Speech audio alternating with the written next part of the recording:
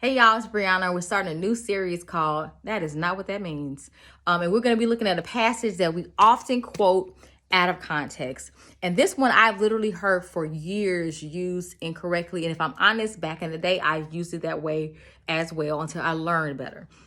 So the quote is something we're quoting part of the scripture. We say we can call those things as that be not as though they were. And the way we quote it is as if we can say something and create something that does not exist. Now, when you look at the context of the scripture, this is in Romans. Paul wrote Romans. And the theme of the chapter, you have to look at the whole chapter, is talking about how Abraham was justified by his faith. And let's read verse 17. He says, as it is written, I have made you a father of many nations. Talk about Abraham.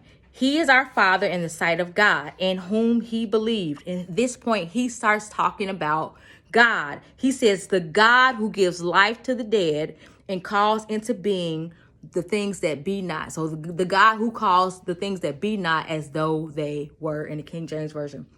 As you can see, he is not talking about us. He is not saying that we can create something with just our words. He is saying that God has the creative power to do that, not us. Now, don't shoot the messenger.